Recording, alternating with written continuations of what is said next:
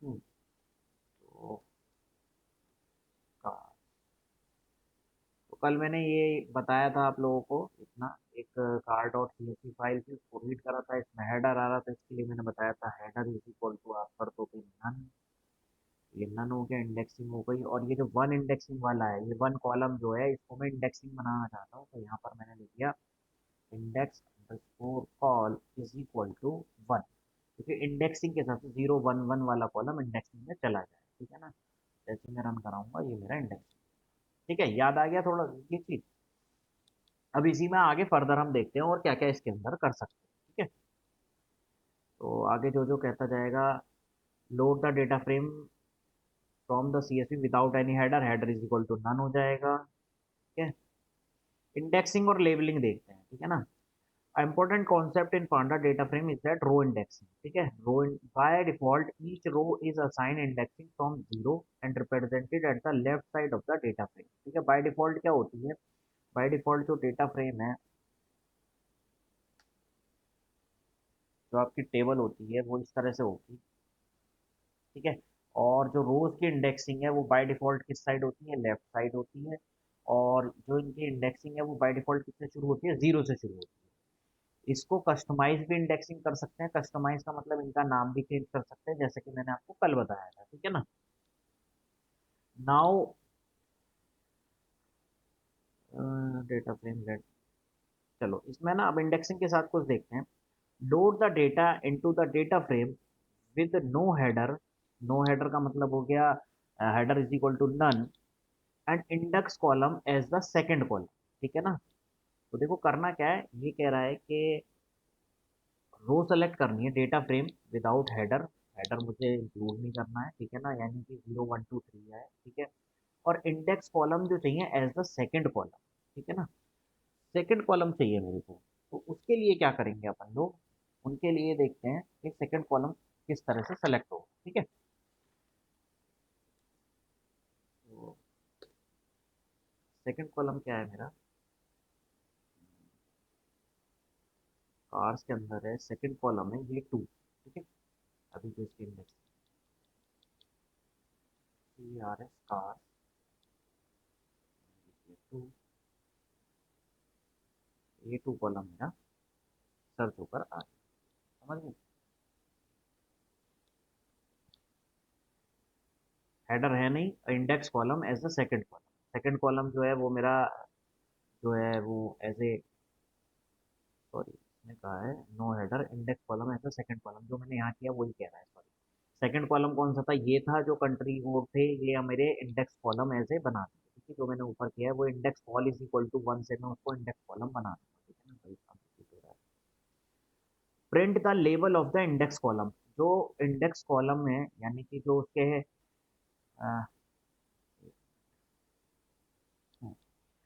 ये जो नाम है कॉलम के, कॉलम का नाम होगा A B C D E, ये जो कॉलम के नाम्स हैं मुझे ये प्रिंट करना है, समझ गए ना। तो इन नाम को प्रिंट करने के लिए क्या कमांड होती है, तो ये होगा cars dot index dot name, ठीक है। जैसे मैं इसको रन कराऊंगा, तो कार का जो इंडेक्स वाला कॉलम है, अगर मैं यहाँ पर देखूँ, कार में यहाँ पर run कराऊंगा, तो इंडेक्स वाले कॉलम का नाम क्या है, 1 है, ठीक है। तो मैं चाहता हूँ कि इंडेक्स वाले जो कॉलम है उसका नाम प्रिंट करे, तो क्या है, car dot index dot name, ठीक है।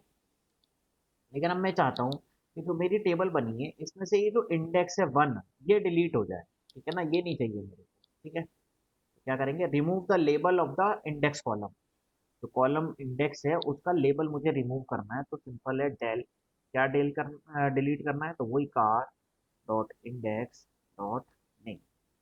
जैसे ही मैं इसको रन करूंगा मेरा वो डिलीट हो जाएगा। अब यहाँ पर चेक कर लेता हूँ क्या वाकई में मेरा डिलीट हो गया है, कार, जैसे ही मैं इसको रन कराऊंगा तो देखो वो 1 डिलीट हो गया, तो यहाँ पर इंडेक्स 1 लिखा आ रहा था, समझ में आ गई बात। तो ये मेरी इंडेक्सिंग दिखा रहा है और ये मेरे उसके रिलेटिवली डेटा को शो कर रहा है, समझ में आती बात, ठीक है। Having meaningful row label as index help you select subset, subset अगर आपको निकालने हैं, ठीक है ना, तो कैसे निकालोगे सबसेट, ठीक है, डेटा में तो सबसे पहले print the column header of the data frame. Column header का मतलब है कि मुझको क्या करना है, ये हेडर जो है A B C D E ये मुझे निकालना है, ठीक है। तो ये कैसे निकालोगे, ये निकालोगे कार्स डॉट COLUMNS कॉलम्स। कौन कौन से कॉलम्स हैं, तो बताएगा इंडेक्स 0 2 3 4, ठीक है ना। अभी मैं आपको दिखाऊँ CRS कार्स, तो इंडेक्स कौन से हैं, 0 2 3 4। नाम में चेंज इसलिए नहीं कर रहा क्योंकि मेरा मन नहीं है, नाम चेंज करना मैंने आपको कल सिखाया था, ठीक है। तो ये मेरे आ गए 0 2 3 4, जो है ये मेरे कॉलम नेम आ गए, ठीक है ना। तो कॉलम नेम की अगर आप नेमिंग करना चाहते हो, ठीक है, जैसा कि मैं कह रहा हूँ कि लेबल फॉर ईच कॉलम अगर करना चाहते हो तो कैसे करोगे, तो मैंने करा कार्स डॉट COLUMNS कॉलम्स, ठीक है, इज इक्वल टू, तो सबसे पहले ऊपर कार्स को प्रिंट कराता हूँ कार। चलो, तो जीरो वाला जो इंडेक्सिंग है वो मेरी क्या शो कर रहा है, वो मेरा कर रहा है रीजन कोड, तो मैं इसको लिख देता हूँ रीजन कोड, ठीक है। दूसरा है मेरा कंट्री, तो मैं दूसरे को ले लेता हूँ कंट्री कोड, कंट्री, ठीक है, कंट्री। तीसरा है मेरा कार पर भाई कार पर कंट्री। और चौथा है, जैसा कि कल मैंने बताया था, ड्राइव अंडर स्कोर या ड्राइव ड्राइव, ठीक है। तो क्या मेरे लेवल सेट हो गए हैं, तो एक बार चेक कर लेता हूँ। तो कॉलम के नाम अगर सेट करने हैं तो एक साथ इस तरह से कर सकते हैं, ठीक है, डेटा फ्रेम्स के अंदर। सॉरी, CARS, देखो ये आपके सेट हो गए, ठीक है। अब यहाँ पर देखो, यहाँ पर ना एक चीज का ध्यान रखो, अगर आप करना चाहते हो मल्टीपल इंडेक्सिंग करना चाहते हो, मल्टी लेवल इंडेक्सिंग का अगर मैं बात करूँ, यहीं पर एग्जांपल लेता हूँ।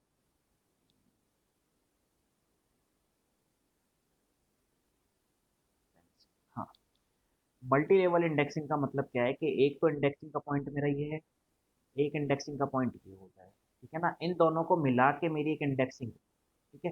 तो मेरी जो टेबल आए वो इस तरीके से आए कि जैसे अगर कोड आ जाए ASPAC, ठीक है, ये आ गया। तो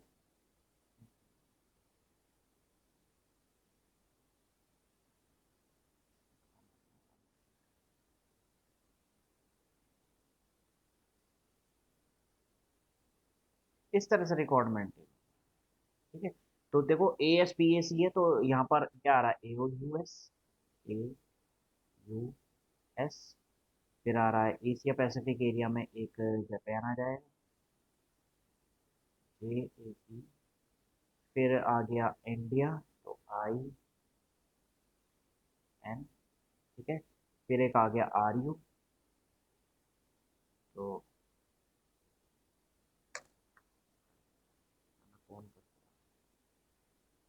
ठीक है। तो ये अगर इस तरह की इंडेक्सिंग आपको करनी है तो ये कहलाती है मल्टीपल इंडेक्सिंग, ठीक है। मल्टीपल इंडेक्सिंग कैसे करेंगे, मल्टी इंडेक्सिंग, तो दोबारा इंपोर्ट करते हैं अपन लोग। तो एक वेरिएबल बनाता हूँ, CRS cars is equal to PD dot read underscore CSV,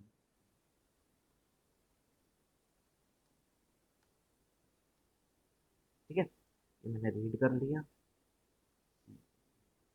cars, तो ये अभी तक वही पुरानी चीज़ है, ठीक है ना।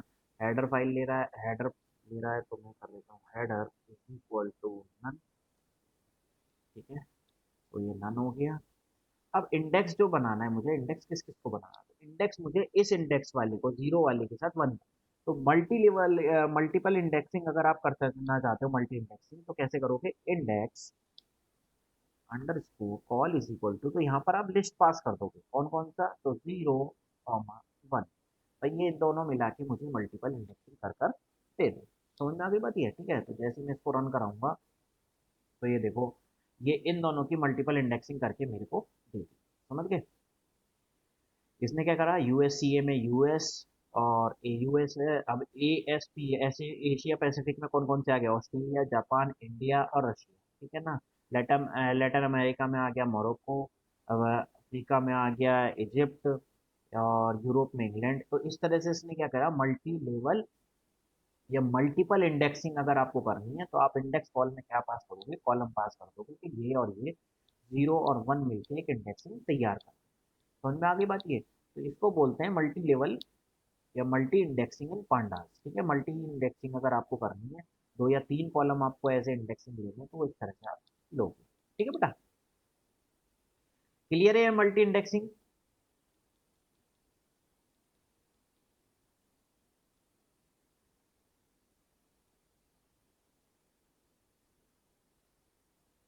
चलो, नहीं है क्लियर कोई बात नहीं, बता तो दो, नहीं है तो।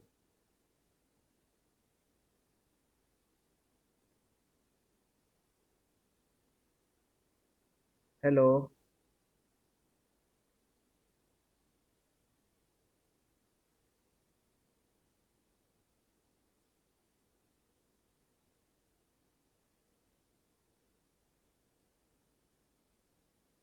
ठीक है, क्लियर है, चलो।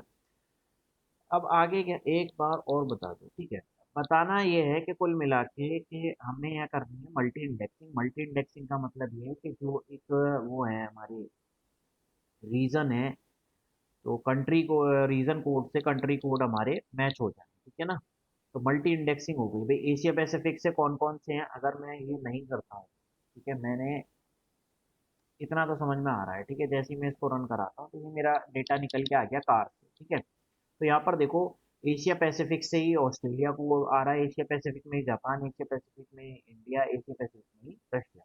मैं चाहता हूँ 4 बार रिपीट ना होकर ये एक बार आ जाए और आगे इस तरह से टेबल बन जाए। ठीक है ना, जैसे मैं यहाँ पर अगर जिक्र करूँ तो मैं टेबल किस तरह से चाह रहा हूँ, मैं चाह रहा हूँ इस तरीके से।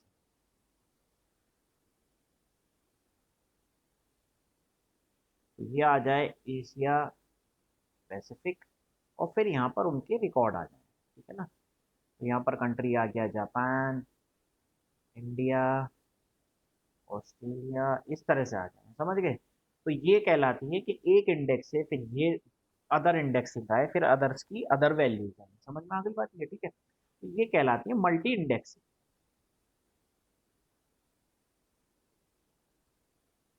तो जब भी आपको मोर देन 1 कॉलम को इंडेक्स बनाना हो, यानी इन ये दोनों मिलकर एक इंडेक्स बनाए, ठीक है ना, तो मोर देन 1 कॉलम अगर आपको इंडेक्स बनाने हो तो आप क्या करोगे, आप यूज करोगे इंडेक्स कॉल। जो भी आपको कॉलम दो मिला के आपको इंडेक्सिंग बनानी है, मल्टी इंडेक्सिंग का मतलब हो गया मोर देन 1 कॉलम अगर आपको इंडेक्स बनानी है तो आप क्या करोगे, आप लोगे index col is equal to, और वो जो दो भी कॉलम है वो पास करोगे इस तरह।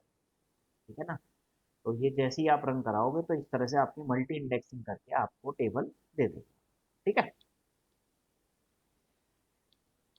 अगला है change the column name as above. जैसे अबव कॉलम नेम चेंज करे थे तो कार्स डॉट, अच्छा एक चीज और बता देता हूँ, चलो पहले ही बताता हूँ, COLUMNS column is equal to. तो अब आपके कॉलम कितने बचे, देखो मल्टी इंडेक्सिंग के बाद आपके कॉलम बच गए दो, तीन। ठीक है, क्योंकि ये दोनों तो आ गए आपकी रो इंडेक्सिंग में, कॉलम बच गए तीन। तो पहला बच गया आपका कंट्री,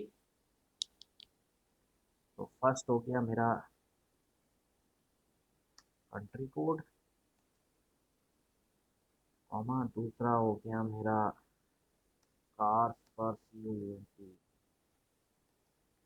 कंट्री, और तीसरा है राइट ड्राइव।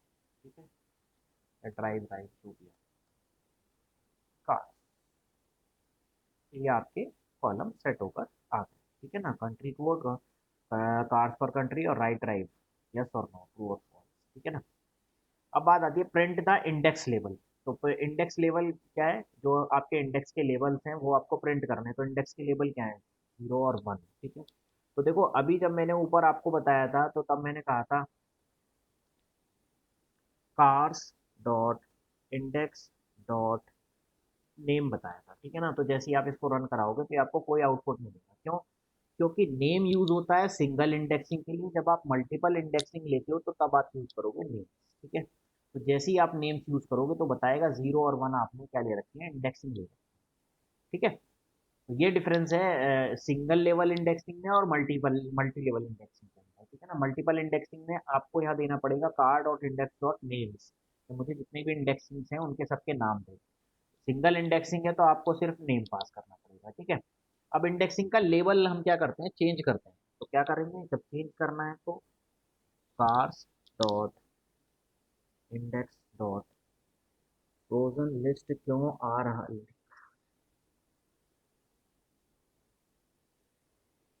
बेटा ये डेटा टाइप्स हो गई, ठीक है ना, वो जो आपको लिस्ट दे रहा है वो लिस्ट फॉर्म में देता है, और इसके अंदर जो लिस्ट होती है वो डेटा टाइप यहाँ पर होती है फ्रोजन लिस्ट, ठीक है ना। अगर आप यहाँ पर लिखोगे टाइप एंड, तो जैसे ही आप रन कराओगे तो देखो पांडास में सब पैकेज है, कोर कोर के अंदर एक पैकेज है इंडेक्सिंग, उसके अंदर फ्रोजन, उसके अंदर होती है फ्रोजन लिस्ट, ठीक है ना। तो frozen list is also a data structure just like a list. तो आपने जो अभी तक बेसिक डेटा स्ट्रक्चर्स पढ़े हैं वो कौन से पढ़े हैं, लिस्ट है, टपल्स है, ये सारे आपके डेटा स्ट्रक्चर्स होते हैं, सेट डेटा स्ट्रक्चर है। तो ऐसे ही एक और डेटा स्ट्रक्चर है दैट इज फ्रोजन लिस्ट, ठीक है ना। क्लियर है।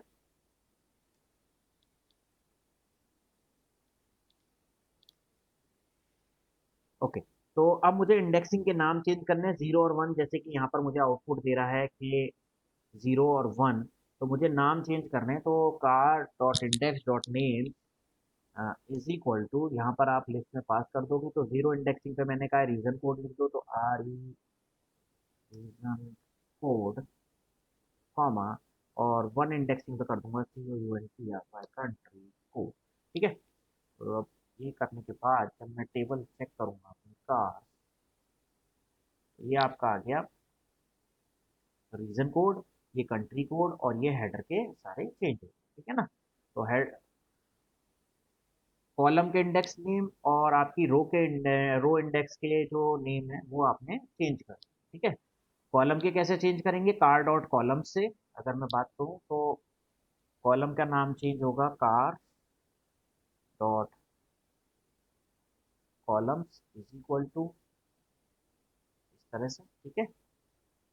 और अगर आपको इंडेक्स के करने हैं तो cars dot index dot names is equal,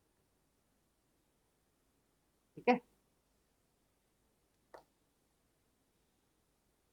clear है यहाँ तक। Print the information of the index in the data frame, print वो,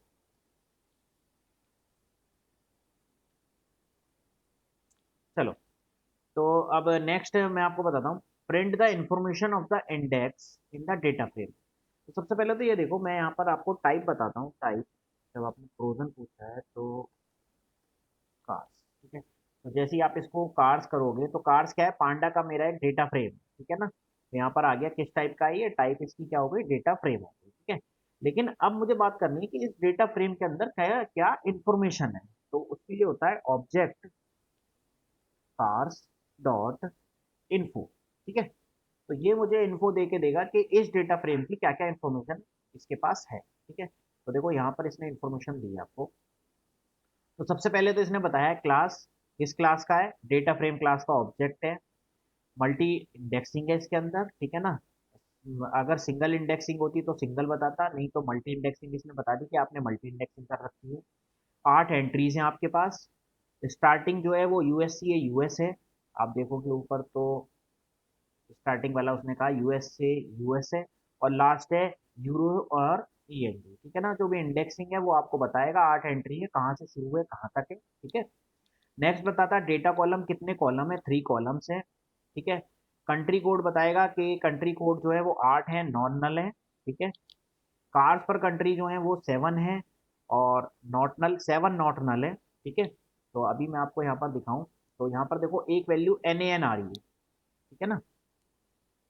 एक वैल्यू NaN आ रही है, तो इसीलिए जो नैन वैल्यू है ये नॉट ए नंबर होता है, ठीक है ना। जो इसकी कोई वैल्यू नहीं होती तो बाय डिफॉल्ट यहाँ पर उसको क्या रखते हैं, नल ना रखकर यहाँ पर रखते हैं नैन, नैन के नाम से जाना जाता है, ठीक है। तो यहाँ पर उसने कंट्री कोड में बता दी कि 8 है, यहाँ पर 7 है, यानी इसका मतलब क्या है, अगर आप चाहो तो ये देख सकते हो कि यहाँ पर टोटल नंबर ऑफ एंट्रीज कितनी है, और इसके पास नॉन नल रिकॉर्ड कितने हैं। तो दैट मीन्स कितने जो नल वैल्यूज हैं मेरी मिसिंग्स हैं, या कितनी मेरे पास नल वैल्यूज हैं, ठीक है। Right drives 8 value not null है, नॉन नल दैट मीन्स मेरे पास पूरी 8 वैल्यूज है। आगे इसने डेटा टाइप्स बता रखी है कि ये कंट्री कोड जो है ये ऑब्जेक्ट टाइप का डेटा स्टोर करके रख रहा है, कार पर कंट्री जो है वो फ्लोट 64 फ्लोट टाइप का डेटा स्टोर करके रख रहा है, और राइट ड्राइव जो है ये बूलियन टाइप का स्टोर करके रख रहा है। ठीक है बेटा। नेक्स्ट डेटा टाइप्स जो है वो बताती है कि बूलियन जो है वो एक वेरिएबल है, फ्लोट एक वेरिएबल है, और ऑब्जेक्ट एक वेरिएबल है। ठीक है। टोटल मेमोरी यूज कर रखी है उसने 245 बाइट्स। तो कभी कभी क्या होता है, हमने डेटा फ्रेम्स बनाया और पूरे डेटा फ्रेम की एक समराइज जानकारी लेना चाहते हैं, तो वो हम यूज कर सकते हैं ऑब्जेक्ट डॉट इन्फो से। तो ये मुझको पूरी सारी इंफॉर्मेशन प्रिंट करके दे देता है। समझ गए। तो एक एक लाइन मैंने यहाँ पर समझा दी है कि ये आउटपुट में क्या क्या दे रहा है। ठीक है ना। एक और ऊपर बना हुआ है मार्क्स के नाम से, मार्क्स, मार्क्स के नाम से बना हुआ है। मैं आपको डिफरेंस भी दिखा देता हूँ। मार्क्स इज नॉट डिफाइंड, एक मैंने मार्क्स नाम की वो रीड करी थी। ये A5 के नाम से बना हुआ है। ठीक है, चलो A5 बना हुआ है ना, A5 की जानकारी ले लेते हैं।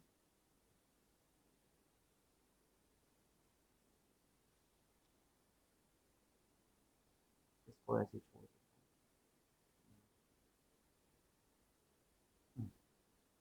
हैं। A5 डॉट इन्फो, या पहले मैं A5 को प्रिंट कराता हूँ। ठीक है ना। तो A5 को प्रिंट करा तो देखो यहाँ पर सिंगल इंडेक्सिंग आ रही है, तो मैं करता हूँ डॉट इन्फो।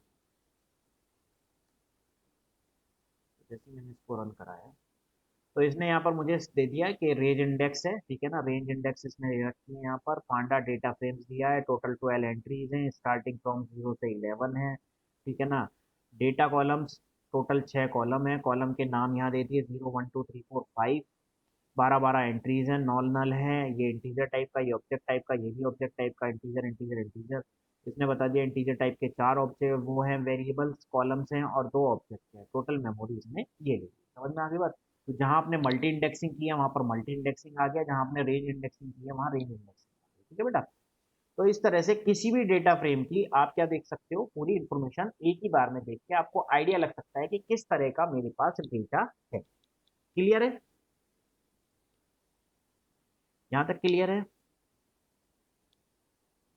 एक मैंने ये दिया था प्रॉब्लम। ठीक है ना। कितने लोगों ने करी है ये प्रॉब्लम, कितनों की हो गई।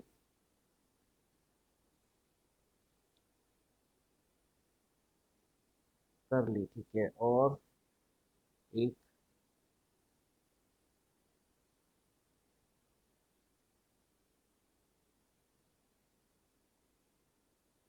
बस एक नहीं करी है, बहुत बढ़िया। तो देखो है क्या, पीडी डॉट, हो गई सर, हो गई।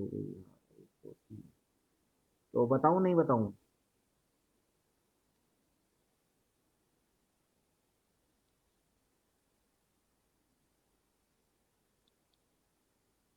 कर लिया। ठीक है, कर लिया तो बहुत अच्छी बात है। आज मेरा है 28,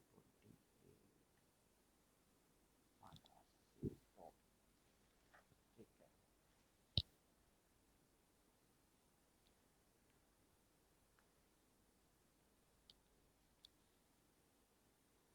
ठीक है चलो। ठीक है।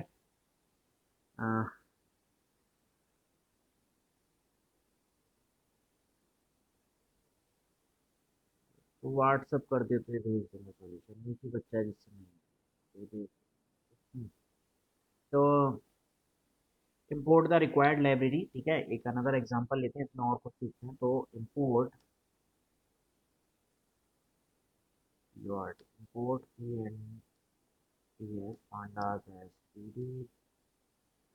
देखो जब भी पांडास इंपोर्ट करोगे तो जरूरी नहीं है कि आपको नमपाई इंपोर्ट करना ही करना है। नमपाई मैं बस इसलिए इंपोर्ट करता हूँ क्योंकि मैं आगे कोई काम करूँ तो मुझे कहीं जरूरत पड़े तो मुझे बार दोबारा इंपोर्ट ना करनी पड़े, इसीलिए शुरू में इंपोर्ट करके रख देता हूँ। ठीक है। तो सेल्स इज इक्वल टू, एक मेरे को एक्सेल फाइल दी है, देखो यहाँ पर मैं दिखा देता हूँ, मैं आपको बल्कि इसी में दिखा देता हूँ। ये सेल्स की एक एक्सेल फाइल है, इसको मैं आपको भेज दूंगा। तो इस एक्सेल फाइल को रीड करना है। कल हमने सीएसवी फाइल रीड करी थी, आज हम देखते हैं एक्सेल फाइल को कैसे रीड करते हैं। तो वैसे ही जैसे कल करते थे, रीड अंडर स्कोर, इसके अंदर फंक्शन होता है एक्सेल। ठीक है। रीड एक्सेल, कौन सी फाइल को रीड करना है, तो ये है मेरी सेल्स डॉट एक्सएलएस। ठीक है। और चेक मैं डेटा फ्रेम को चेक करूँगा सेल्स। जैसे मैं इसको रन कराऊंगा ये मेरा आ गया। अच्छा यहाँ पर एक चीज़ देखो, इसमें जो फर्स्ट रो है उसको एज ए हेडर नहीं लिया, यहाँ पर इसमें हेडर खुद ले लिया क्योंकि एक्सेल के अंदर हेडर दिया होगा, ठीक है ना।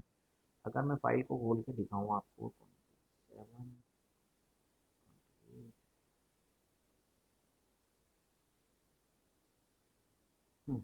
तो यहाँ पर देखो इसके अंदर ही हेडर दिया गया है कि मार्केट है, ये रीजन है, नंबर ऑफ ऑर्डर्स हैं, प्रॉफिट है।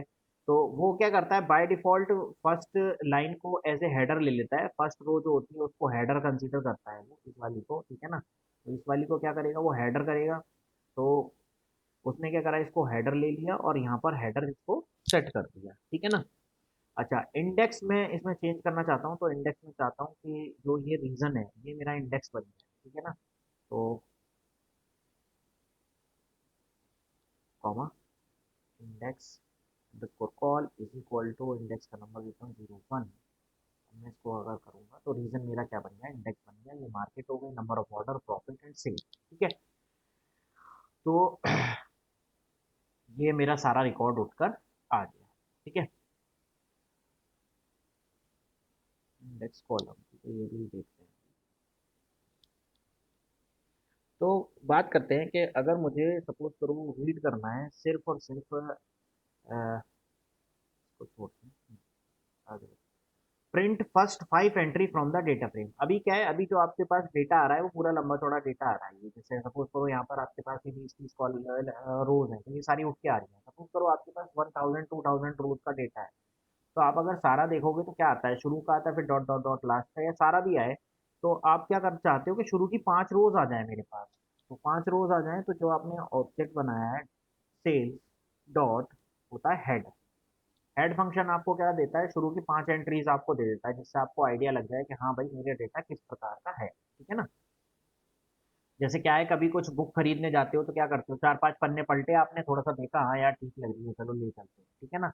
तो इस तरह से, या बचपन में आप लोगों ने, मुझे नहीं पता पढ़ी है नहीं पढ़ी है, तो कॉमिक्स पढ़ते थे, तो हम क्या करते थे, शुरू के 1-2 पेज हमने देखे, अरे यार अच्छी स्टोरी लग रही है, चलो ले चलते हैं, घर चल के पढ़ेंगे कॉमिक्स, ठीक है। तो इस तरह से मैंने देख लिया सेल्स डॉट हेड, ये हमें क्या करता है, first 5 entries of the data frame उठाकर दे देता है, ठीक है। अगर आपको 5 नहीं चाहिए, 8 चाहिए, 10 चाहिए, कस्टमाइज आपको नंबर ऑफ एंट्रीज चाहिए, तो उसके लिए है सेल्स डॉट हेड फंक्शन ही यूज होगा। और हेड फंक्शन के अंदर आप वो नंबर पास कर दोगे जितनी आपको एंट्री चाहिए। जैसे आप रन कराओगे तो ये आपके पास आ गई टोटल 8 एंट्रीज, ठीक है। तो अगर फर्स्ट चाहिए तो होता है हेड।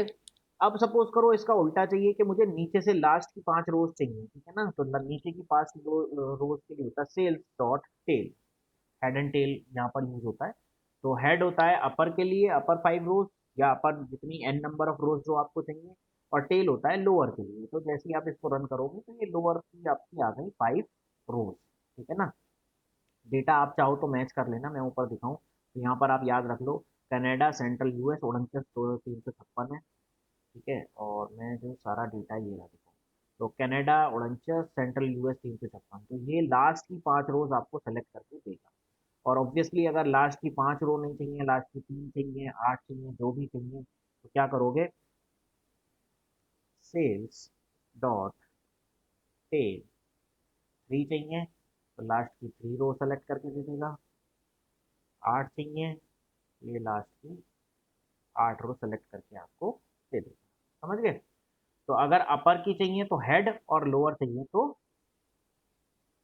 टेल फंक्शन, ठीक है। तो इसकी अगर अपर लेयर चाहिए टेबल्स की तो फंक्शन होता है हेड, और अगर लोअर चाहिए तो फंक्शन होगा टेल, हेड एंड टेल, ठीक है।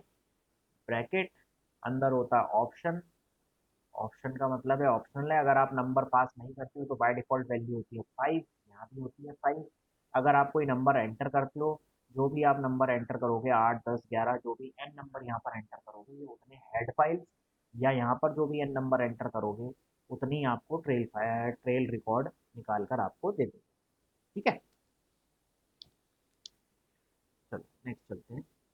Summarise the data frame. Summarize का मतलब है वही जो मैंने अभी आपको बताया, भाई सेल्स है, ठीक है ना, समरी देखनी है मुझे इसकी क्या है, तो क्या करेंगे, वही इन्फो, सेल्स डॉट इन्फो जैसे ही मैं रन करूंगा तो ये मुझे बता देगा हाँ भाई क्या क्या है, ठीक है। तो यहाँ देखो सिंगल लेवल इंडेक्सिंग है, तो ये इंडेक्स हो गया, डेटा फ्रेम हो गया, 23 एंट्री है, वेस्टर्न अफ्रीका से लेके कनाडा तक है, लास्ट एंट्री कनाडा है।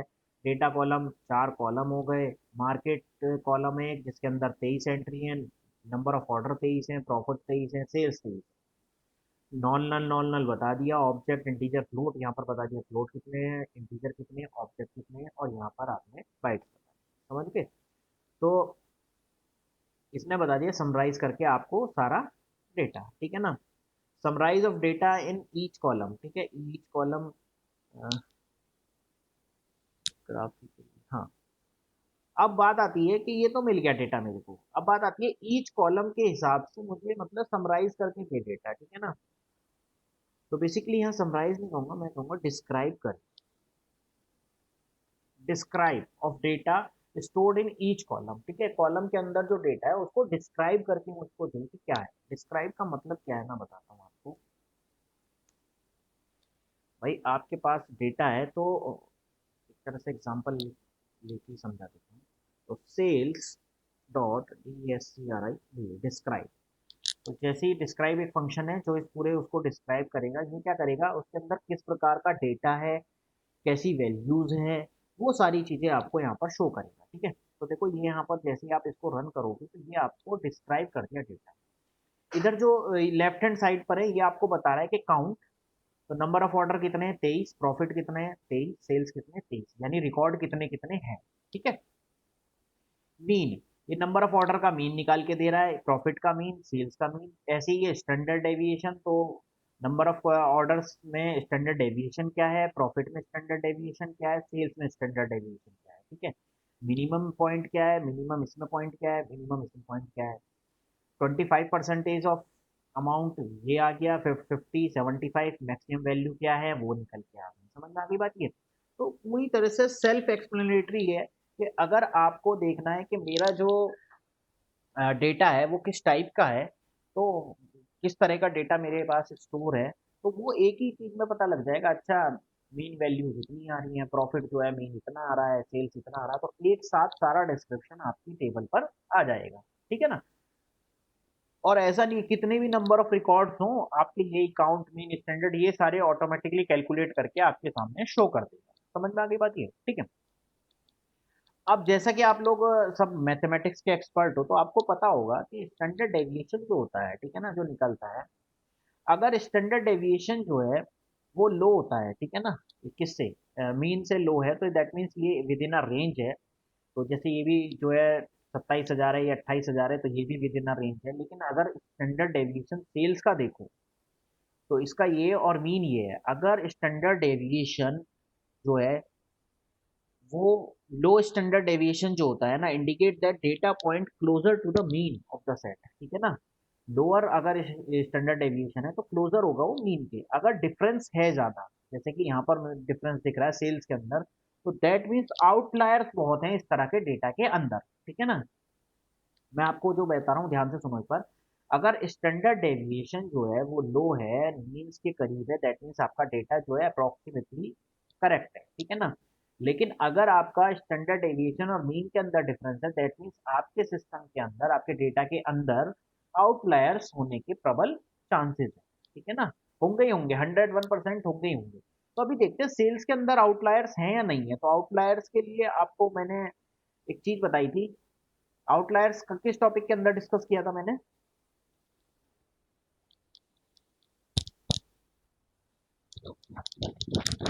याद है, भूल गए? हाँ, बहुत बढ़िया। तो देखो आउटलायर चेक करने के लिए मुझे box plot, box whisker graph जो है वही सबसे बेस्ट रहेगा मेरे लिए। तो मैं देखता हूँ, सबसे पहले मैं इंपोर्ट करता हूँ लाइब्रेरी मैथ। हाँ, बहुत बढ़िया, अच्छी बात है, याद है। तो मैथ प्लॉट लिब डॉट पाई प्लॉट एज पीएलटी, ठीक है। क्योंकि बॉक्स विस्कर प्लॉट अगर मुझको यूज करना है तो पीएलटी यूज करूंगा, ठीक है। उसके बाद मैं एक वेरिएबल लेता हूँ बी, ऑब्जेक्ट है मेरा सेल्स के नाम से, यहाँ से कॉलम उठा लेता हूँ सेल्स, ये आ गया बी के अंदर। और मैं ग्राफ बना देता हूँ P L T dot box plot, और वैल्यू पास कर देता हूँ बी, और P L T dot show, ठीक है। जैसे मैं इसको रन कराऊंगा, हो जा, क्या नहीं हो रहा रन? One axis.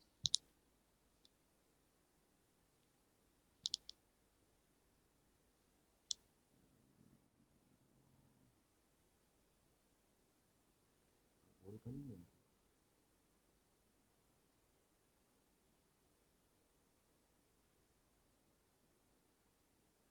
हाँ, ठीक है, अभी बताता हूँ मैं। तो देखो ये बॉक्स प्लॉट बन गया है और ये मेरा हो गया है, यहाँ पर आउटलायर मेरा शो हो गया, दैट मीन सेल्स के अंदर है। समझ में आ गई बात? ये ठीक है। अब बात करते हैं, सर ये आपने सेल्स के अंदर बता दिया, लेकिन आप यहाँ पर मुझे बता रहे थे कि ये स्टैंडर्ड डेविएशन जो है वो मीन के अगर नियर बाय होता है डेटा, मतलब सही है आपका स्टैंडर्ड डेविएशन और मीन्स अगर नियर बाय है तो सही है, ठीक है। लेकिन जैसे यहाँ पर देखो तो यहाँ भी क्या है, डिफरेंस आ रहा है काफ़ी, ठीक है। तो अभी ये नंबर ऑफ ऑर्डर को अलग हटाता हूँ मैं, प्रॉफिट और सेल्स में अगर मैं चेक करूँ दोनों को एक साथ अगर चेक करना है तो मैंने आपको एक चीज़ और सिखाई थी, अ, इसी में ले लेता हूँ बी नीचे। मैंने आपको सिखाई थी सब प्लॉटिंग, ठीक है। तो सब प्लॉटिंग करते हैं, देखो आज थोड़ा अलग तरीके से करते हैं। तो मैं लेता हूँ सेल्स, अंडाज के अंदर कैसे करेंगे, तो मुझे लिखना है प्रॉफिट सेल्स, ठीक है। तो ये क्या करता है, ये हमें, तो सर अरे एक चीज़ तो मैं बताने भूल गया, सर ये देखो, जब किसी कॉलम को हम निकालते हैं तो हम क्या करते हैं प्रॉफिट, तो ये इस तरीके से आ रहा है, ठीक है। ये डिफरेंस बताता हूँ मैं आपको, सिंगल उसके अंदर डिफरेंस बताता हूँ और डबल के अंदर डिफरेंस बताता हूँ। जब सिंगल ब्रैकेट लगाते हैं तो ये हमें सीरीज देता है, ठीक है ना। कल मैंने बताया था ना सीरीज और डेटा फ्रेम, तो ये देता है सीरीज। मैं आपको अगर मैं यहाँ पर दूँ टाइप, तो ये मुझे क्या देता है, सीरीज। तो देखो ये देगा मुझे सीरीज ऑब्जेक्ट बना कर देगा, आंसर जो देगा वो सीरीज की फॉर्म में देगा, ठीक है। लेकिन अगर मैं यहीं पर डबल कर दूँ, ठीक है, मैंने ये डबल कर दिया है, ये, ठीक है। अक्सर ये इंटरव्यू में क्वेश्चन पूछा जाएगा। तो अब मैं अगर रन कराऊंगा तो देखो आपका डेटा किस फॉर्म में आ रहा है, और मैं अगर इसकी टाइप देखूंगा तो ये मुझे डेटा फ्रेम के फॉर्म में टाइप। तो ये देखो ये दिया है इसने डेटा फ्रेम, ठीक है ना। तो अक्सर इंटरव्यू में ये क्वेश्चन पूछ लेता है कि आपको एक डेटा फ्रेम दिया गया है, ठीक है, ये डेटा फ्रेम, इसके अंदर एक कॉलम है, ये तो आपका इंडेक्स हो गया सपोज करो, ये आपका ए कॉलम है, ये बी कॉलम। अगर मैं कहता हूँ इसका जो डेटा फ्रेम है इसका नाम है A1, तो मैं अगर लिखता हूँ A1 ए, तो ये भी मुझे डेटा कॉलम उठा कर देगा, पूरा कॉलम, बिल्कुल सही बात है, कॉलम दे देगा। और अगर मैं लिखता हूँ A1, तो ये भी मुझे क्या देगा, कॉलम ही उठा कर देगा। तो क्या डिफरेंस है सिंगल ब्रैकेट के और डबल ब्रैकेट के? तो सिंगल ब्रैकेट जो देता है ये हमें सीरीज टाइप का आउटपुट देता है, ठीक है ना। जैसे भी मैं चेक करूंगा टाइप, तो ये मुझे देगा सीरीज, और जब मैं इसकी टाइप को चेक करूंगा तो ये मुझे देगा डेटा फ्रेम। समझ में आ गई बात? ये मैंने आपको यहाँ क्वेश्चन करके भी बताया है। तो जब भी आपको, अगर अब यहाँ पर मल्टीपल कॉलम आपको निकालने हैं, जैसे कि अभी मैं निकाल रहा था और मेरे आ रहे थे, तो मल्टीपल कॉलम हमेशा डेटा टाइप जो है वो उसकी डेटा फ्रेम ही होगी, तो हमेशा डबल ही लगाने पड़ेंगे, ठीक है ना। अगर मैं वैसे ही डबल लगा देता तो आप समझते पता नहीं क्यों डबल लगा रहे हैं, तो डबल मैं इसलिए लगा रहा हूँ क्योंकि मुझे यहाँ पर डेटा फ्रेम्स के उसमें चाहिए, ठीक। तो ये मेरे दोनों कॉलम्स आ गए, ठीक है। अब इसके साथ मुझे क्या करना है, देखो मुझे क्या है, विस्कर प्लॉट बनाना चाहता हूँ मैं, दोनों को कंपैरिजन करना चाहता हूँ कि प्रॉफिट और सेल्स में आउटलायर है या नहीं। मैंने सेल्स में अभी आपको आउटलायर दिखा दिए, ठीक है। अब प्रॉफिट से भी कंपेयर करके बताता हूँ मैं आपको, ठीक है। तो डॉट फंक्शन होता प्लॉट, इसके अंदर एक पैरामीटर होता है काइंड, तो यहाँ काइंड में इसको बता दो कि किस टाइप का बनाना है, बॉक्स टाइप, ठीक है। और जब प्लॉट करोगे तो आपको पीएलटी डॉट शो भी करना पड़ेगा, ठीक है। तो जैसे मैं इसको रन कराऊंगा तो देखो ये प्रॉफिट और सेल्स बन गए, और सेल्स में आउटलायर दिख रहा है आपको, प्रॉफिट में नहीं दिख रहा है। समझ में आ गई बात? ये ठीक है। इसी में थोड़ा सा और करता हूँ चेंज, कॉमा सब प्लॉट्स की बात कर लेता हूँ, तो subplots is equal to true. हाँ जी भाई, सब प्लॉट बना दे, यानी प्रॉफिट का अलग सेल्स का अलग बना दे। तो जैसे ही रन कराऊंगा तो इसने मुझे दोनों का अलग बना के दीजिए, प्रॉफिट का ये रहा, सेल्स का ये रहा। क्लियर है? लेकिन यहाँ पर एक दिक्कत हो गई है बीच वाली, इसके लिए क्या करेंगे, मैंने एक चीज़ बताई थी, कि अगर ये और ये एक्सेस दोनों मुझे शेयर करनी हो तो क्या करेंगे, comma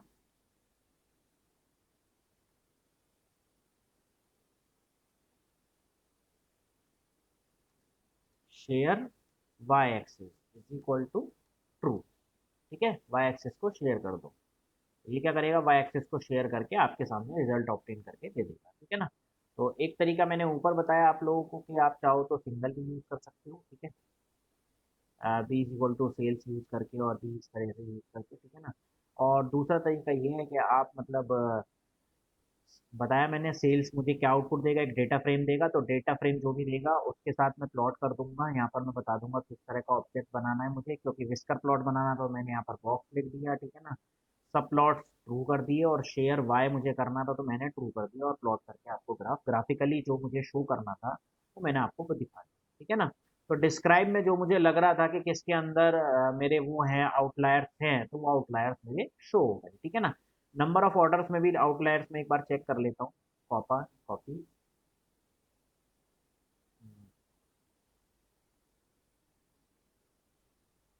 comma number of orders. तो नंबर ऑफ ऑर्डर्स में जो है बहुत ही यहाँ पर इसके कंपैरिजन में, क्योंकि ये क्या है, ये 10,000 है और इसकी वैल्यूज जो है वो आ रही है कितनी, 300 के आसपास।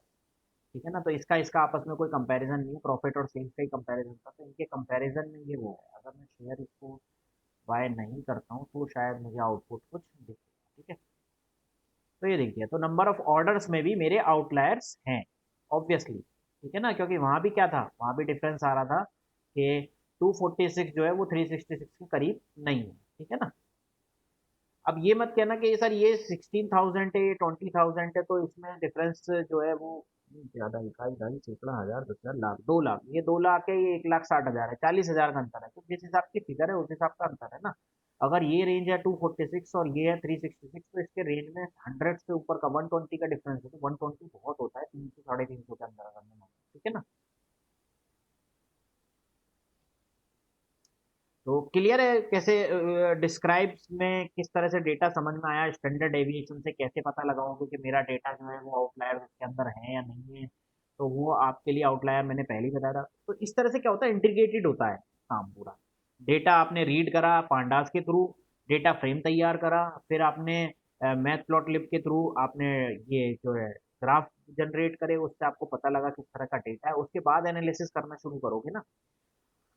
ठीक है, क्लियर है इतना।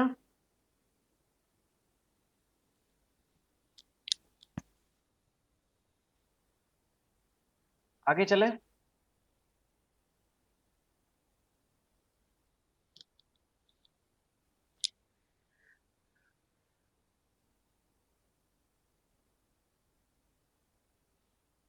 ठीक है, अब बात करते हैं इंडेक्सिंग की और स्लाइसिंग की। ये दोनों चीजें आपकी पहले की पढ़ी हुई हैं और आपको आता है कुल मिला के, है ना। तो सबसे पहले कह रहा read the data from Excel, करा हुआ है। चेक द डेटा फ्रेम कर चुके हैं। You should print limited number of entries to check the data frame. हाँ ठीक है, ट्रेल से हो जाएगा। ठीक है, ये सारा काम मैं कर चुका हूँ पहले। हाँ देखो, selecting first row of the data frame. ठीक है, फर्स्ट रो के लिए हेड था एक फंक्शन और दूसरा है ये स्लाइसिंग। ठीक है, तो स्लाइसिंग क्या है, जैसा मैंने आपको बताया था, स्टार्टिंग इंडेक्स और एंड इंडेक्स। ठीक है ना। एंड इंडेक्स वो इंक्लूड करता नहीं, तो 0 to 4। तो जैसे ही आप इसको रन कराओगे 0 to 4, तो 0 1 2 3 4, ये आपको 5 रो सेलेक्ट करके दे देगा। स्लाइसिंग वैसे ही है जैसे आप लोग पढ़ते आए हो। ठीक है ना, selecting all even indexing of the data frame. Indexing 0 से शुरू हो, जब कोई वैल्यू नहीं थी दैट मीन्स एंड तक, और 2 का मतलब हो गया इवन नंबर के इंडेक्स। ये आपकी इवन नंबर के इंडेक्सिंग आपकी प्रिंट होकर आ गई। समझ गए, इवन नंबर पे जो होंगे 0 2 4 8 इस तरह से। ठीक है ना। अगर आपको नहीं आ रही है समझ में तो एक मिनट देखो, मैं यहाँ पे दिखा रहा हूँ, print sales, print.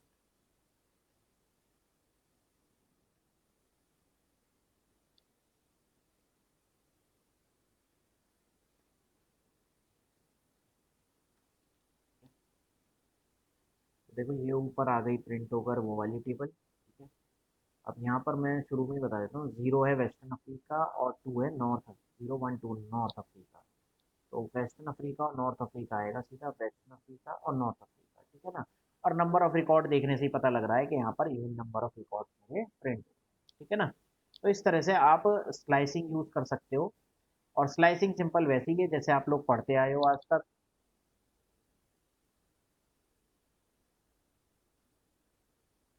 Start index, colon, and index, और नेक्स्ट आ गया आपका स्टेप, ठीक है ना। अगर ये ब्लैंक छोड़ देते हो तो बाय डिफॉल्ट ये स्टार्टिंग से लेता है, ये ब्लैंक छोड़ देते हो तो बाय डिफॉल्ट ये एंड तक जाता है, ये खाली छोड़ देते हो तो बाय डिफॉल्ट ये 1 का स्टेप लेता है। समझ में आ गई बात, सिंपल है। तो आगे जो भी इंडेक्सिंग आपको यूज करनी है इसी के थ्रू इंडेक्सिंग हो जाएगी, ठीक है। तो मैंने आपको बताई दिया।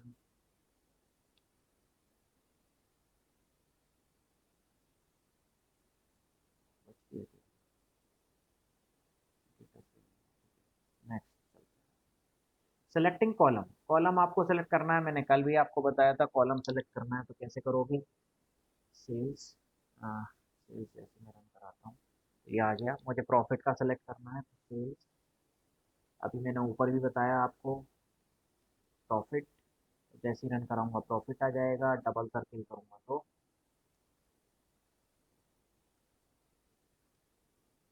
ये आपका डेटा फ्रेम की फॉर्म में आ गया, ये कॉलम सेलेक्ट हो गया, ठीक है ना। Select the column profit from the data frame sales, ठीक है, प्रॉफिट मैंने सेलेक्ट कर लिया। अगर आपको मल्टीपल सेलेक्ट करने हैं, ठीक है ना, check the type of the slice data, ये मैंने आपको बता ही दिया कि चेक क्या है, कुल मिला के सिंगल कोट्स और डबल कोट्स में क्या अंतर होता है, ठीक है ना। दूसरा, सिंगल कोट के अंदर आप मल्टीपल कॉलम सेलेक्ट नहीं कर सकते, क्योंकि क्योंकि ठीक है ना, जब भी आप ऐसे करते हो सेल्स, आपने लिखा प्रॉफिट, तो आपको कोई एरर जनरेट नहीं करेगा। लेकिन जैसे ही आपने दूसरा पास किया सेल्स, सॉरी, हाँ सेल्स, ठीक है, दूसरा कॉलम जैसे ही आप पास करोगे तो ये आपको एरर जनरेट कर देगा, ठीक है ना। क्यों एरर जनरेट करेगा, क्योंकि ये वाला जो डेटा है ये देगा रोज और कॉलम में, ठीक है ना, दो कॉलम हो रहे हैं तो रोज को देगा ही देगा, प्लस आपको दो कॉलम भी देगा ये, ठीक है। और सीरीज जो होती है, सीरीज होती है हमारी 1D एरे, समझ गए। 1D एरे का मतलब क्या है, एक सिंगल कॉलम देगा, तो जैसे ही आप दो कॉलम पास करोगे तो वो एरर जनरेट कर देगा, समझ गए। तो इसके लिए आपको क्या करना है, इसके लिए आपको डेटा फ्रेम निकालना है। डेटा फ्रेम निकालने के लिए आपको डबल ब्रैकेट लगाने पड़ेंगे, तो profit and then sales, clear है। ये देखो, इस क्वेश्चन को बार बार इसलिए समझा रहा हूँ क्योंकि अक्सर आपसे मतलब ये गलतियां भी होंगी, आप कभी कभी करोगे यार कॉलम तो सर ने ऐसे ही बताया था, जितने कॉलम निकालने कॉमा लगाओ लिख दो। तो बस गलती क्या होती है, सिंगल कॉल ब्रैकेट की गलती है। सिंगल ब्रैकेट लगाओगे तो मैं फिर बता रहा हूँ सीरीज देता है 1D एरे, डबल ब्रैकेट लगाओगे तो वो देगा data frame, that means 2D, ठीक है। इंटरव्यू में भी अक्सर पूछ लेते हैं इस तरह के क्वेश्चन।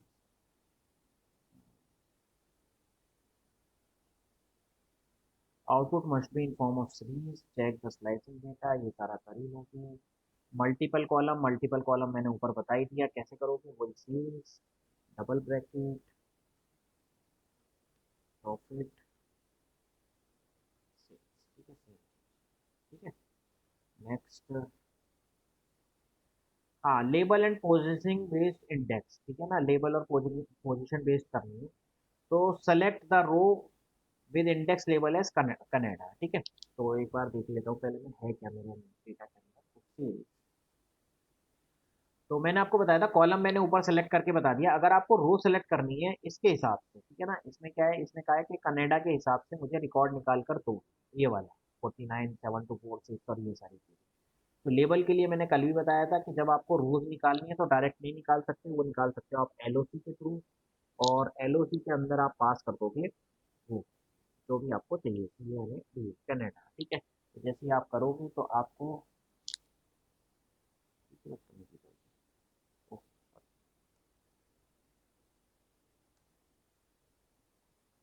ठीक है, एलओसी में आपने वो पास कर दिया, इसमें आपको एलओसी का रिकॉर्ड निकाल कर दे दिया, ठीक है।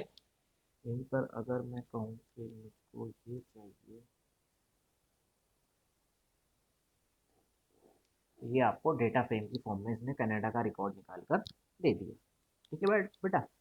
तो अगर कल भी मैंने बताया था आपको कॉलम निकालना है तो कॉलम निकालोगे इस तरीके से, रो निकालनी है तो LOC यूज होता है। ठीक है ना, कॉलम का नाम। और फिर वही सिंगल ब्रैकेट निकालोगे तो सीरीज की फॉर्म में, और अगर आप निकालोगे क्या नाम है डबल ब्रैकेट तो देगा वो डेटा फ्रेम की फॉर्म में। ठीक है। अब देखो क्या दिक्कत आएगी यहाँ पर, जब मैं सिंगल ब्रैकेट कर रहा था जो मैं आपको बता रहा हूँ तो कोई प्रॉब्लम नहीं। Select the row with index label as Canada and western Africa. ठीक है ना, तो दो चाहिए मुझे, तो कैसे करोगे, तो आप क्या करोगे, सेल्स, ठीक है, bracket, sorry, dot LOC bracket.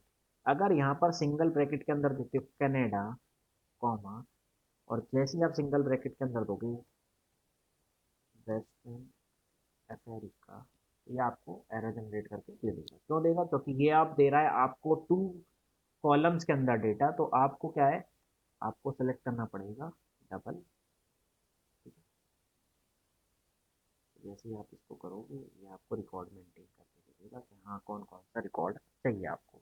तो आपने बता दिया भाई कनाडा वाली रो दे दे और वेस्टर्न अफ्रीका दे दे। समझ में आ गई बात ये। अब यहीं पर एक चीज और आती है नेक्स्ट लाइन में, वो कह रहा है select the row with index label as Canada. Canada की रो सेलेक्ट कर दो, वेस्टर्न अफ्रीका की रो सेलेक्ट कर दो, और कॉलम भी मुझे ये 4 कॉलम नहीं चाहिए, market, number of order, profit and sale. सिर्फ मुझे 2 कॉलम चाहिए, that is profit and sale. ठीक है ना। तो मेरा आधी प्रॉब्लम तो ये थी जो ये है, ये तो मैंने सेलेक्ट कर लिया कि कनाडा और अफ्रीका की रो मुझे सेलेक्ट करनी है। समझ में आ गई बात। कॉमा, इंडेक्स पास कर दोगे एज ए सेकंड पैरामीटर। कौन कौन से इंडेक्स चाहिए भाई, मुझे एक तो प्रॉफिट चाहिए, कॉमा, और एक मुझे चाहिए सेल्स। ठीक है। तो जैसे मैं इसको रन कराऊंगा तो ये मुझे सिर्फ 2 ही रो और 2 ही कॉलम पर प्रिंट करके देगा। जितने कॉलम चाहिए वो मैंने इंडेक्स यहाँ पर पास कर दी, और जो कॉलम चाहिए वो मैंने यहाँ पास कर दिए। तो रो रो जो चाहिए थी, मुझे चाहिए थी कनाडा और वेस्टर्न अफ्रीका, वो कर दी, और कॉलम जो मुझे चाहिए थे वो मैंने पास कर दिए प्रॉफिट एंड सेल्स। ठीक है बेटा, क्लियर है। वैसे तो कल भी मैंने बताया था LOC, तो वही है, सेम ही है, बस थोड़ा सा मतलब बस वैसे बता दिया है कॉलम के साथ। ठीक है। अब बात आती है सर ये ना नाम से नहीं, मैं तो मतलब नंबर से एक्सेस करना चाहता हूँ। ठीक है। तो पोजीशनल बेस इंडेक्सिंग चाहता हूँ, पोजीशन दे दे कि शुरू की 5 रो 7 रो इस तरह से सेलेक्ट करके दे, तो उसके लिए होता है ILOC फंक्शन। अक्सर इंटरव्यू में क्वेश्चन पूछा जाएगा what is the difference between LOC and ILOC। ठीक है ना, लोकेशन, और ये है इंडेक्स लोकेशन। ठीक है ना, मुझे इंडेक्स नंबर पास करना है कि 0 1 2 3 पास कर दूं और मेरा आ जाए। ठीक है, तो मैं क्या करूँगा, सेल्स, अभी मैं सेल्स देखता हूँ तो सेल्स का मेरा रिकॉर्ड ये आ गया। ठीक है, तो मैं क्या करूँगा, डॉट ILOC, और यहाँ पर इंडेक्सिंग पास करनी है तो मैं क्या करूँगा, स्लाइसिंग पास कर दूंगा भाई, 0 से चले और 5, तो शुरू की 5 रो सेलेक्ट करके दे दे। 5 रो आप यहाँ सेलेक्ट देख लो, western Africa, southern Africa, north Africa, eastern Africa. ठीक है ना, 251 85 182 याद रखना बस। तो ये देखो ऊपर की 5 रो सेलेक्ट होकर आ गई मेरी, 0 से लेकर 5। समझ में आ गई बात ये। ठीक है। अब यहीं पर अगर मैं बात करूं कि मुझे इवन नंबर के सिलेक्ट करने हैं, तो कैसे करेंगे, सेल्स डॉट, जैसा मैंने ये बताया था, लोकेशन 0 से शुरू हो एंड तक जाए, तो मैंने दूसरा वाला फील्ड क्या छोड़ दिया, ये खाली छोड़ दिया, दैट मीन्स एंड तक जाए। ठीक है, चला जाएगा, और 2 का वो हो जाए। तो ये क्या करेगा, ये मुझे इवन नंबर का जो डेटा है वो सेलेक्ट करके दे देगा। समझ गए। आई लोकेशन क्या है, पोजीशन बेस्ड इंडेक्सिंग आपको करनी है कि मुझे पर्टिकुलर ये सेलेक्ट करना है वो सेलेक्ट करना है, तो इस तरह से आप सेलेक्ट कर सकते हो। ठीक है। अब जैसे कि लोकेशन के अंदर 2 पैरामीटर थे, लोकेशन के अंदर पहले पास करना था कौन सी रो सेलेक्ट करनी है, और सेकंड में पास करते थे कौन से कॉलम सेलेक्ट करने हैं, तो ऐसी यहाँ पर भी 2 चीजें होती हैं। ठीक है। LOC में क्या करते थे,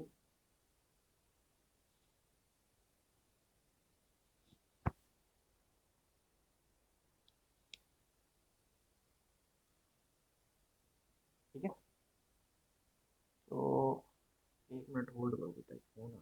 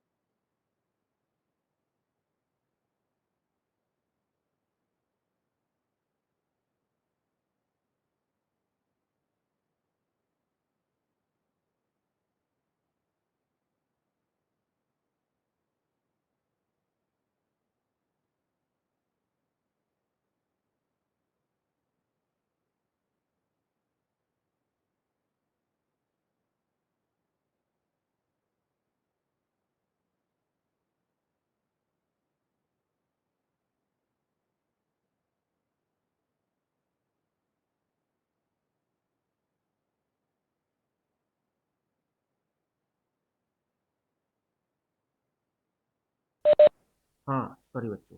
तो क्या था, लोकेशन में सबसे पहले यहाँ मुझे पास करनी थी रोज, और फिर मुझे यहाँ पर पास करने थे कॉलम।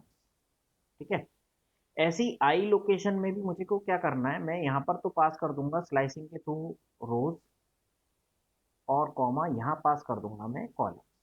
ठीक है ना। तो कैसे करूंगा देखो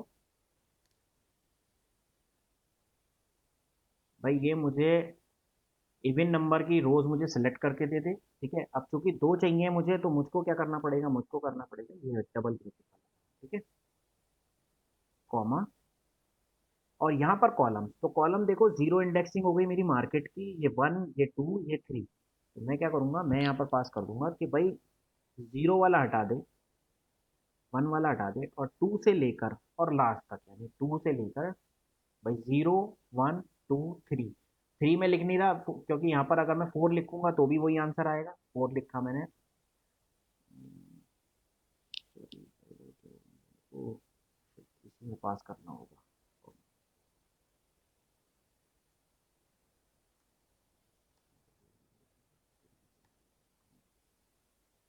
ठीक है।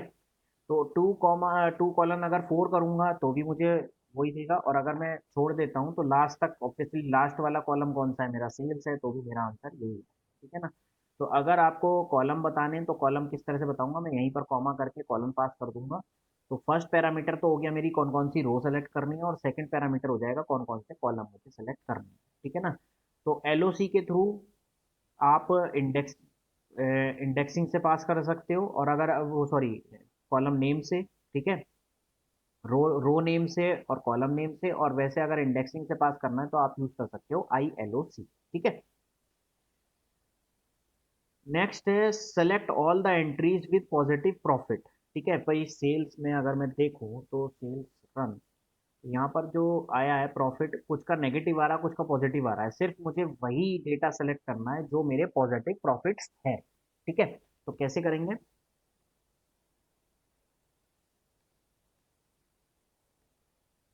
Profit is greater than zero. ठीक है। तो सेल्स में से प्रॉफिट जितने भी सेलेक्ट होंगे, जो भी ग्रेटर देन जीरो है, वो सेलेक्ट होकर आ जाएंगे। तो जब यहाँ पर आप चेक करोगे तो देखो कुछ ट्रू आ रहे हैं, कुछ फॉल्स आ रहे हैं। समझ में आ गई बात ये। तो अभी तो क्या करा है मैंने यहाँ पर, वो से चेक करा है कि जिनका प्रॉफिट जीरो से बढ़ा है वो मुझे बता दे। ठीक है ना। तो ये क्या करेगा, जितने भी ट्रू फॉल्स करके बता देगा, जिनका जीरो, क्योंकि ये क्या है, कंडीशन है। आपको अगर पता हो तो ये कौन सा ऑपरेटर हो गया, कंपैरिजन ऑपरेटर हो गया, कंपैरिजन करके वो बता देगा आइदर ट्रू और आइदर फॉल्स। समझ गए। अब यही चीज मैं क्या करूं, एज ए इंडेक्सिंग पास कर दूं सेल्स के अंदर। ठीक है। तो मैंने लिखा सेल्स,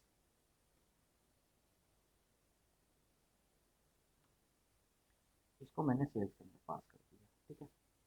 तो अभी ये मुझे डेटा फ्रेम दे रहा है, मैं काम करता हूँ, ये हटा देता हूँ। तो इसने मुझे सिर्फ वही डेटा सेलेक्ट करके दिया जो डेटा मेरा पॉजिटिव है। यहाँ पर आप देखोगे कोई भी नेगेटिव डेटा मेरा यहाँ नहीं आ रहा होगा, जो भी पॉजिटिव प्रॉफिट वाला डेटा है सिर्फ वही डेटा सेलेक्ट होकर आ जाएगा। समझ में आ गई बात ये। ठीक है। तो करा क्या था, मैं फिर बताता हूँ। वो सिर्फ दिखाने, sorry, ये मेरा हो गया, ये मुझे ट्रू फॉल्स करके इसने कंडीशन दे के बता दिया कि कौन कौन से सेल्स जो हैं वो हैं ग्रेटर देन 0 है वो ट्रू है, तो इसी को मैं पास कर दूंगा एज ए इंडेक्सिंग। और ये जो इंडेक्सिंग पास करी है इसको मैं पहले ही बता चुका हूँ, बोलते हैं इसको कंडीशनल इंडेक्सिंग, ठीक है। ये मुझे इसी रन कराऊंगा, ये मुझे पॉजिटिव प्रॉफिट वाले सारी वैल्यूज निकाल कर दे देगा, ठीक है। नेक्स्ट देखते हैं, count the number of entries in the data frame with positive profit. भाई टोटल जो आए हैं वो कितने आए हैं, ठीक है। तो इसको कॉपी कर लेता हूँ मैं। सबसे पहले देखो, काउंट करने के लिए क्या होता है, sales dot C O U N T count, ठीक है। तो जैसे मैं इसको रन कराऊंगा तो इसमें मुझे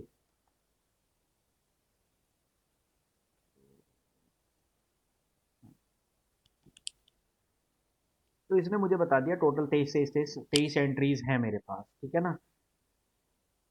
अब पॉजिटिव वाले देखते हैं, काउंट ये बता देगा भाई टोटल कितने लोग हैं, 20 लोग हैं जिनका पॉजिटिव है, बाकी ऑब्वियसली 3 कितने हो गए, नेगेटिव वाले हो गए, ठीक है ना।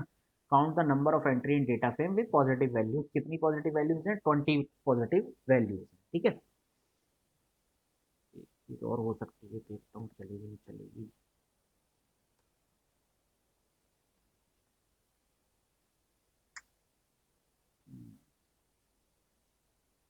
Dot C O U L T का, ठीक है, 20 एंट्रीज, ठीक है। Next, select all the entries in Latin America and European market where sale is greater than 25,000, ठीक है ना। 25 लाख, इकाई, ढाई, सैकड़ा, हजार, 10,000, लाख, 2.5 लाख, ठीक है। तो कैसे करेंगे, तो देखते हैं। सबसे पहले कंडीशन लगाते हैं, तो सेल्स, सेल्स में क्या करूं, क्या होनी चाहिए, लेटिन अमेरिका, ठीक है ना। भाई सबसे पहले देखो, market where sales is greater than 2 to 5, तो सेल्स की सेल्स जो है इट्स ग्रेटर देन 2 5, ठीक है। जैसे मैं इसको रन कराऊंगा,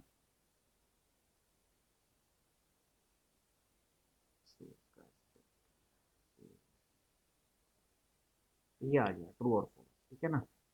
ये कंडीशन हो गई, जबकि कंडीशन मुझे क्या देनी है, कंडीशन देनी है कि जो कंट्रीज होनी चाहिए वो कौन कौन सी होनी चाहिए, लेटिन अमेरिका और यूरोपियन मार्केट, और सेल्स होनी चाहिए 25 से ज़्यादा, ठीक है ना। तो कैसे करेंगे, मैं साथ ही कर देता हूँ, सेल्स, सेल्स के अंदर पहली कंडीशन हो गई, सेल्स,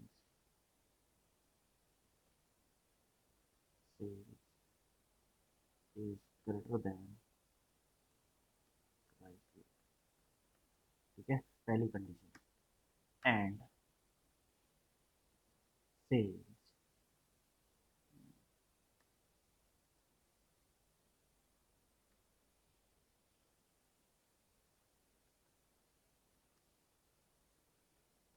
लेटिन अमेरिका,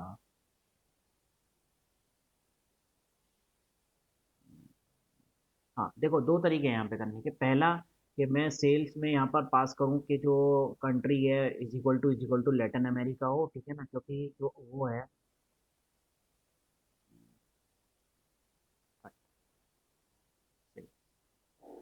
तो जो रीजन है, ठीक है ना, रीजनिंग से ही तो आएगा ये यूरोपियन मार्केट, हाँ यही से आएगा। तो जो रीजन है वो होना चाहिए हमारा मार्केट, नहीं मार्केट है हमें लेटिन अमेरिका और यूरोप, हाँ, यूरोप और LATAM, ठीक है ना, हाँ लेटिन अमेरिका। तो ये दोनों जो है ये मार्केट वाले कॉलम्स हैं, तो पहला तो होगा कि कंडीशंस में पास कर दो कि सेल्स ऑफ, जैसे मैं सर्च करता हूँ सेल्स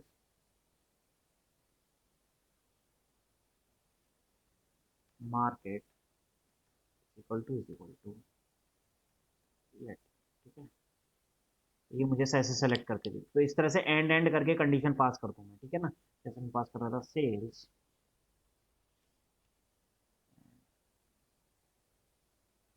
सबसे पहली कंडीशन क्या थी, सबसे पहली कंडीशन थी सेल्स और टोटल में, तो पहली कंडीशन हो गई ये, ठीक है। एंड दूसरी कंडीशन क्या हो गई, ये, ठीक है।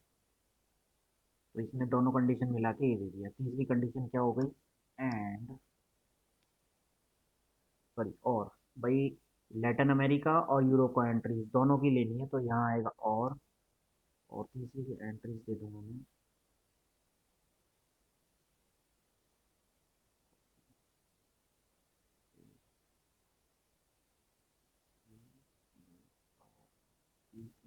European market, U R O P.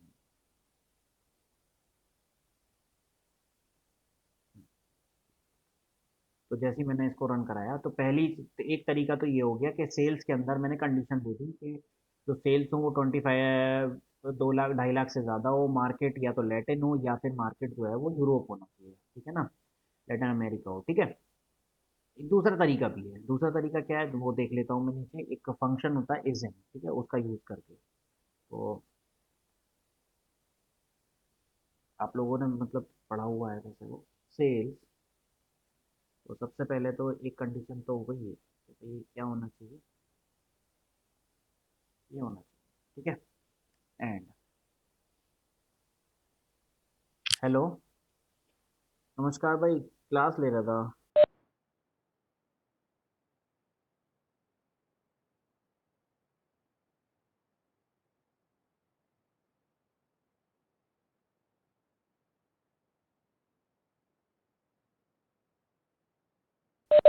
हाँ, ठीक है। और आगे क्या है, तो आगे मैं कहता हूँ कि भाई कंडीशन क्या होगी कि सेल्स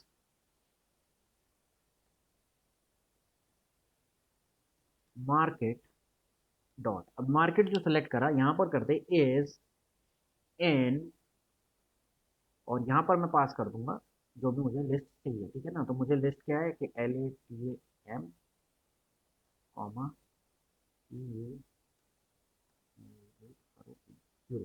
ठीक है। तो जैसे मैं इसको रन कराऊंगा तो ये भी मुझे सेम रिकॉर्ड निकाल कर दे देगा। ओके, यहाँ पर इसमें मुझे क्या करा, market is north central south और ईस्टर्न।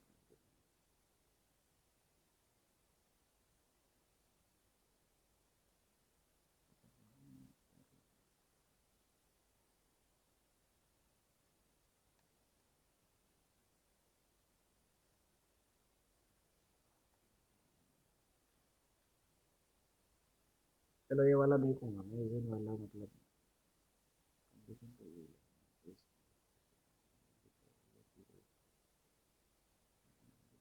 तीन रिकॉर्ड क्यों आ रहे हैं, तो यहाँ गड़बड़ हुई है मेरे से।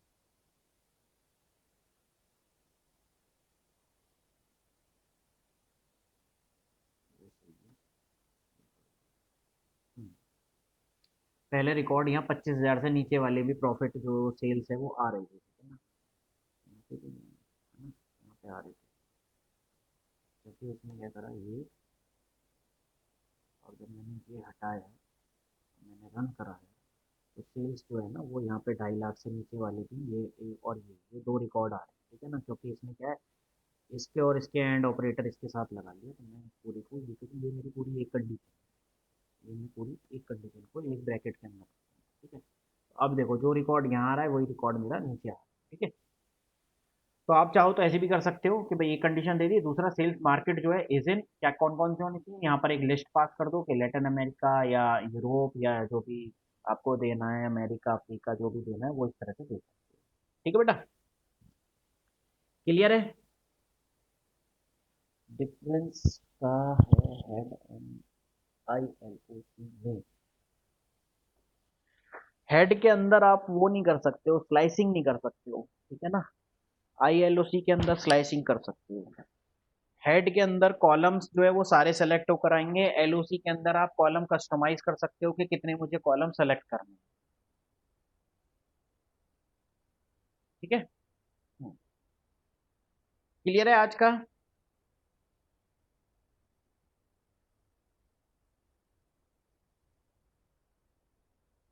ठीक है, तो ये पाइथन की फाइल तो चाहिए है किसी को, ये क्या है पाइथन, हाँ चलो ये नेक्स्ट क्लास में सीखेंगे, ठीक है। हाँ ठीक है, अभी ये वाली फाइल में और एक्सेल फाइल दोनों फाइल में उस पर डाल देता हूँ, गूगल क्लासरूम पे, वो ले लेना। बाकी कल पढ़ेंगे, ठीक है। किसी को कोई समस्या है अभी तक तो बता दो फटाफट।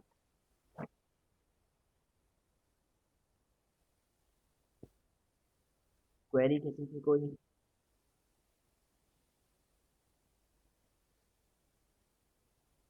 नहीं, ठीक है चलो। Okay, thank you. और तन्मय वाधवा मुझे व्हाट्सअप कर फटाफट अभी सबसे पहले, ठीक है। Okay, thank you.